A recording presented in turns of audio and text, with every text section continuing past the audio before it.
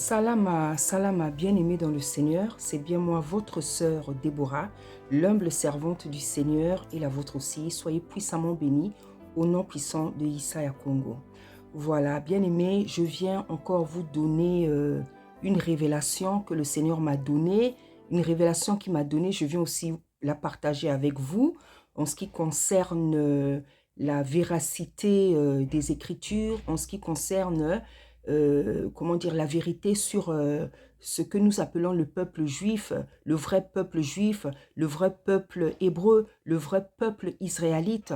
Tata Nzambe n'arrête pas de donner des révélations, des connaissances, des informations, parce que Tata Nzambe n'aime pas l'incrédulité. Vous savez, lorsque Tata Nzambe vient nous dire des choses, lorsqu'il nous dit des choses, Tata Nzambe n'aime pas l'incrédulité. Et plus les gens seront incrédules, plus il va renforcer les preuves. Et j'ai même l'impression que Tata Nzambe est déchaîné pour démontrer que le peuple biblique, les personnages bibliques sont bien des noirs. Voilà, vous savez que dans le peuple, dans le désert, la Bible nous dit que les Hébreux sont morts. Le péché qui les a tués, c'était l'incrédulité. Ils refusaient de croire à la puissance de Tata Nzambe lorsqu'ils se retrouvaient 2 ou 3 jours sans eau, sans manger. Ils commençaient à s'impatienter, ils commençaient à s'énerver, alors que c'est des gens qui avaient vu Tata Nzambe faire descendre la manne, la caille, ouvrir la mer Rouge en deux. Et Tata Nzambe n'avait pas supporté cette ingratitude, il n'avait pas supporté cette comment dire, cette ingratitude, cette méchanceté de leur part. C'est pour ça qu'il les a appelés race rebelle, race méchante. Voilà, parce que lorsque Tata Nzambe fait des grandes choses dans notre vie, il n'aime pas qu'on continue à douter.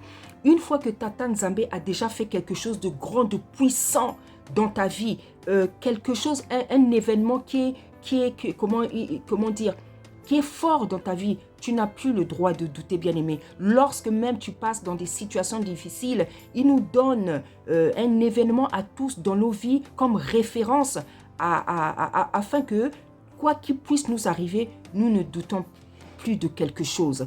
Et c'est ce qu'il avait fait avec le peuple d'Issolélé. Il avait accompli beaucoup de miracles. Malgré ça, il continuait à être incrédule, il continuait à être ingrat, il continuait à lui être insupportable. Et la Bible nous dit que c'est donc cette incrédulité qui a fait que Tata Nzambe les extermine. De la même manière, aujourd'hui, nous sommes ce peuple-là. Et parmi ce peuple, il y a toujours des gens qui doutent aux révélations que Tata Nzambe vient nous donner. Comme j'ai l'habitude de dire, bien-aimés, nous ne nous sommes pas réveillés un jour pour commencer à prêcher du n'importe quoi. Si nous sommes devant vous, c'est parce que nous avons reçu des appels et nous avons reçu des messages.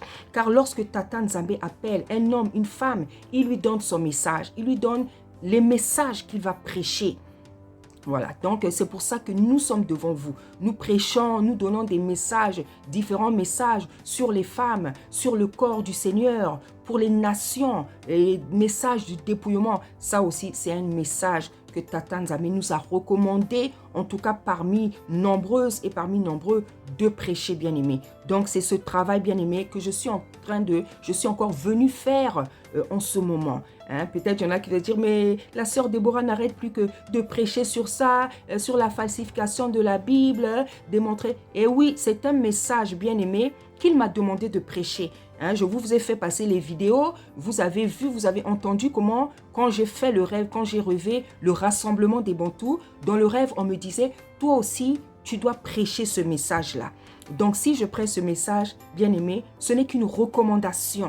Ce n'est qu'une recommandation, ce n'est qu'un commandement auquel je me plie parce que c'est mon habitude d'être obéissante. Donc, bien-aimé, aujourd'hui, je suis encore venue vous parler, vous donner une preuve que Tata Nzambe m'a donnée, comme quoi le peuple biblique dont nous parle ce livre-là, c'est bien un peuple noir.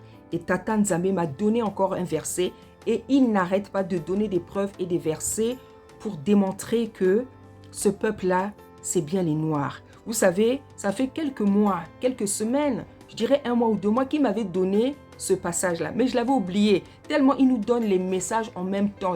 Hein, vraiment, les messages, bien aimés, c'est comme une source d'eau vive.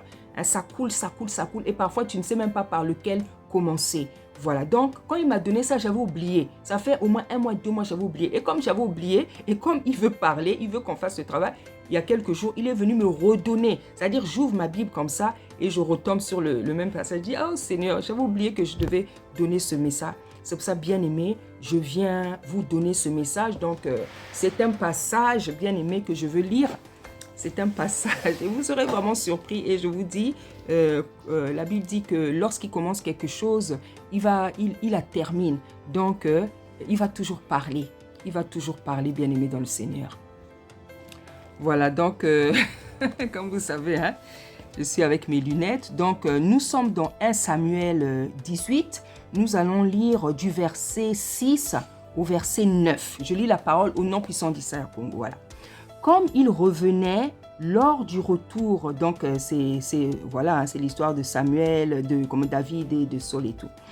Comme il revenait lors du retour de David, après qu'il eut tué le Philistin, les femmes sortirent de toutes les villes d'Israël au devant du roi Saul, en chantant et en dansant au son des tambourins et des triangles et en poussant des cris de joie. Les femmes qui chantaient se répondaient les unes les autres et disaient: Saul a frappé ses 1000 et David ses 10 000. Saul fut très irrité et cela lui déplut. Il dit: On en donne 10 000 à David et c'est à moi que l'on donne les 1000. Il ne lui manque plus que la royauté. Et Saul regarda David de mauvais œil à partir de ce jour et dans la suite. Alléluia. Bien aimé, Tata Nzambe, vous savez, c'est un Dieu terrible. On l'appelle le Dieu terrible. Hein? Si toi tu es terrible, sache que Tata Nzambe, il est plus terrible que toi. Si nous, on a de l'orgueil, sachant que Tata Nzambe est plus orgueilleux que nous. Hein? Donc, bien aimé, ici c'est un passage où on voit lorsque David est donc revenu de la guerre avec les Philistins, les femmes ont commencé à chanter, les femmes ont commencé à danser, les femmes, la Bible nous dit qu'elles ont commencé à se reprendre les unes les autres, c'est-à-dire à répéter les chansons qu'elles chantaient, elles ont commencé à chanter, à répéter ça, à répéter, à danser, à chanter lorsque David est revenu de la guerre. Bien-aimé, je voudrais vous poser une question. Quelle est cette habitude-là? Dans toutes les races. Quelle est cette habitude, bien-aimée? Quelle est cette habitude? Dans quelle partie du continent? Dans quelle partie de la terre? Dans quel pays? Dans quelle partie de la terre? Dans quel continent de la terre on voit les femmes chanter? Quand un grand homme arrive, quand un président arrive, quand un ministre arrive, c'est dans quelle partie de la terre? C'est dans quel continent? Bien-aimé, je pense que vous avez la réponse. C'est en Afrique qu'on voit ça. Quand il y a des présidents qui viennent dans un pays ou un ministre ou une personne élevée en dignité, les femmes ont l'habitude de les accueillir par des chants, par des danses, avec des instruments, des tambourins. C'est en Afrique que ces choses se passent. C'est les femmes qui ont l'habitude de faire ça, en Afrique. C'est en Afrique et je vous mettrai des images. Hein? Je pense qu'au moment où je parle, vous êtes déjà d'accord avec moi. Je vous mettrai des images pour vous démontrer que ce qu'on dit là, c'est la vérité. Le peuple là, c'est un peuple noir. Les personnages bibliques, c'est des gens noirs. C'est des gens noirs. On nous a menti. Pourquoi vous ne voulez pas accepter qu'on nous a menti? Donc, pour vous, vous voulez seulement que ça soit des blancs. Quand on dit que c'est blanc là, vous êtes d'accord. Pourquoi ça vous pose des problèmes que ça soit des noirs? Pourquoi ça vous pose un problème? Pourquoi vous refusez même la vérité? Parce que lorsque vous refusez la vérité, mais vous plongez dans je dirais la malhonnêteté spirituelle. Ça devient un manque de droiture. Parce que tous les jours, Tata Nzambe nous donne des preuves que ce peuple-là, ce peuple biblique est noir. On nous a trompés. Pourquoi vous ne voulez pas accepter qu'on nous a trompés? Pourquoi vous ne voulez pas accepter? Ça devient de la malhonnêteté, bien-aimé. Ça devient de la malhonnêteté. Ça devient un manque de droiture spirituelle, bien-aimé. La vérité, c'est la vérité. Tata Nzambe aime la vérité. Je le répète encore, non moi, mais la Bible dit que celui qui parle, dit la vérité, proclame la justice. Donc tu le proclames lui-même, parce que lui, il s'appelle justice. Quand tu dis la vérité, quand tu reconnais la vérité, quand tu la proclames, tu parles de lui, tu parles de sa personne. Mais Tata Nzambe, par ses serviteurs, ses servants, en train de démontrer ce livre-là, les gens qui sont dedans, c'était des noirs. Et vous ne voulez pas croire. Il y a un problème. Vous allez voir que toutes les vidéos que nous faisons, c'est les noirs qui viennent démontrer que que les gens, les personnages bibliques, c'est des noirs. Mais vous n'allez pas voir un blanc venir dire, vous allez chercher dans tout YouTube, dans tout Internet, vous n'allez pas voir un blanc venir démentir le contraire. Démontrer que les gens qui étaient dedans, c'était des blancs. Parce que ce n'est pas la vérité. On peut démontrer ce qui est vrai. On peut démontrer ce qui est vrai. Mais ce qui est faux, tu vas le démontrer. Pourquoi? Comment? C'est ça. Comme je vous ai dit, j'ai déjà mis sur ma chaîne même des blancs qui parlent de ça. Même des blancs qui parlent de ça. Qui attestent, qui reconnaissent que ce peuple-là, c'était des noirs. Mais vous, les noirs, vous ne voulez pas accepter. Bien aimé, comme j'ai l'habitude de dire, ce n'est pas parce que la vérité n'est pas acceptée qu'elle sera arrêtée. Voilà, nous allons continuer à prêcher ce que Tata Nzambe nous a demandé de faire. Nous allons continuer à donner les révélations, les connaissances, les informations qu'il nous donne. Et je rends gloire au Seigneur parce qu'il est en train de toucher de plus en plus de monde, de plus en plus ses servants, de plus en plus ses enfants. Voilà, parce que comme on dit, je ne sais pas d'où ça sort, mais en tout cas, on dit que la vérité est têtue. Oui, elle est têtue parce que la vérité est divine. La vérité est divine. La vérité vient de Tata Nzambe.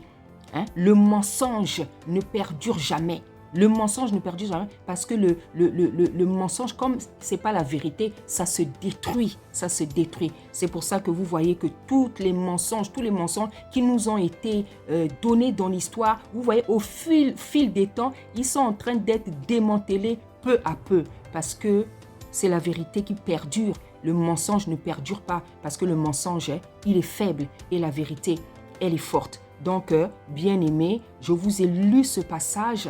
Je vais maintenant vous mettre les images pour que vous puissiez voir que ce verset-là, c'est l'Afrique qui vit ça. C'est l'Afrique qui pratique ce qui est écrit dans ce verset. Soyez puissamment bénis au nom puissant d'Issa Yakoum. Merci.